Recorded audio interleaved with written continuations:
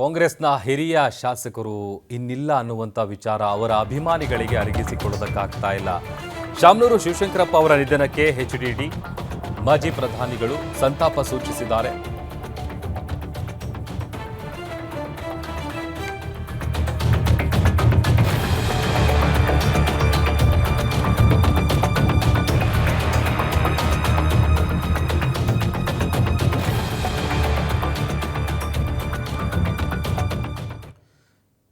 ಇನ್ನು ಶಾಮನೂರು ಶಿವಶಂಕರಪ್ಪ ಅವರ ನಿಧನಕ್ಕೆ ಮಾಜಿ ಪ್ರಧಾನಿಗಳು ಸಂತಾಪ ಸೂಚಿಸಿದ್ದಾರೆ. ಅವರ ಸಾರ್ವಜನಿಕ ಜೀವನದಲ್ಲಿ ಸುದೀರ್ಘ ಜನಸೇವೆ ಇದೆಯಲ್ಲ, ಅದು ನಿಜಕ್ಕೂ ಸದಾ ಸ್ಮರಣೀಯ. ಅವರ ಅಗಲಿಕೆಯಿಂದ ತುಂಬಲಾರದ ನಷ್ಟ ಆಗಿದೆ, ಬಹಳ ನೋವು ತರಿಸಿದೆ. ಅಖಿಲ ಭಾರತೀಯ ವೀರಶೈವ ಮಹಾಸಭಾದ ರಾಷ್ಟ್ರೀಯ ಅಧ್ಯಕ್ಷರು, ಹಿರಿಯ ಮುಖಂಡರು, ಮಾಜಿ ಸಚಿವರು ಹಾಗೂ ದಾವಣಗೆರೆಯ ಹಾಲಿ ಶಾಸಕರಾದಂತಹ ಹಿರಿಯ ರಾಜಕಾರಣಿ ಇನ್ನಿಲ್ಲ ಅನ್ನುವಂಥ ವಿಚಾರಕ್ಕೆ ಸಂಬಂಧಪಟ್ಟಂತೆ ಎಚ್.ಡಿ. ದೇವೇಗೌಡರು ಸಂತಾಪ ಸೂಚಿಸಿದ್ದಾರೆ. ಅದೊಂದು ಕಡೆ ಇನ್ನೊಂದಷ್ಟು ಅಪ್ಡೇಟ್ಗಳು ಸಿಗ್ತಾ ಇದೆ. ಮಂಗಳವಾರ ಶಾಮನೂರು ಶಿವಶಂಕರಪ್ಪ ಅಂತ್ಯಕ್ರಿಯೆ ನಡೆಸುವಂತಹ ಸಾಧ್ಯತೆ ಇದೆ.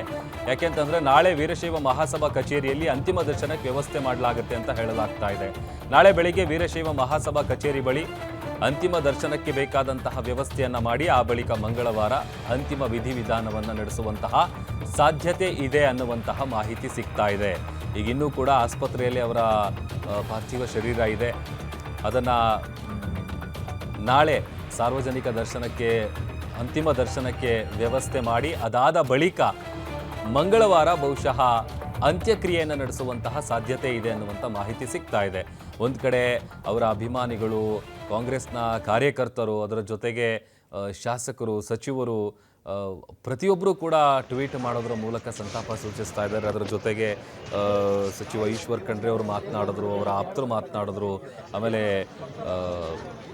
ಮಠದ ಸ್ವಾಮೀಜಿಗಳು ಕೂಡ ನಮ್ಮ ಜೊತೆ ಮಾತನಾಡಿದ್ರು. ಹುಕ್ಕೇರಿ ಮಠದ ಸ್ವಾಮೀಜಿಗಳು ಅನೇಕ ವಿಚಾರಗಳನ್ನು ಮೇಲಕ್ಕೆ ಹಾಕ್ತಾ ಇದ್ರು. ಯಾಕಂತಂದರೆ ಕಾರಣ ಅವರು ತಮ್ಮ ಇಡೀ ಜೀವನವನ್ನು ಸಮಾಜ ಸೇವೆಗೆ ಅಂತಲೇ ಮುಡಿಪಾಗಿಟ್ಟಿದ್ದಂತಹ ವ್ಯಕ್ತಿ. ಆಮೇಲೆ ನೋಡಿ, ರಾಜಕೀಯನೇ ಬೇರೆ, ಈಗ ರಾಜಕೀಯ ಮಾಡೋದು ಬೇರೆ. ಆಮೇಲೆ ಅದರಲ್ಲೂ ಹೇಳಿ ಕೇಳಿ ಶಾಮನೂರು ಶಿವಶಂಕರಪ್ಪ ಅವರು ಮೊದಲು ಧರ್ಮ, ಆಮೇಲೆ ನನಗೆ ರಾಜಕೀಯ ಅಂತೇಳಿ, ಆಮೇಲೆ ಎಲ್ಲರನ್ನೂ ಕೂಡ ಭಾಳ ಪ್ರೀತಿಯಿಂದ ಮಾತನಾಡಿಸ್ತಾ ಇದ್ರು. ಆಮೇಲೆ ವಿಶೇಷವಾಗಿ ಅವರಲ್ಲಿ ಎಲ್ರಿಗೂ ಇಷ್ಟ ಆಗ್ತಾ ಇದ್ದಂತಹ ಒಂದು ಗುಣ ಅಂತ ಅಂದರೆ ನೇರ ಮತ್ತು ನಿಷ್ಠೂರವಾಗಿ ಮಾತನಾಡ್ತಾ ಇದ್ರು.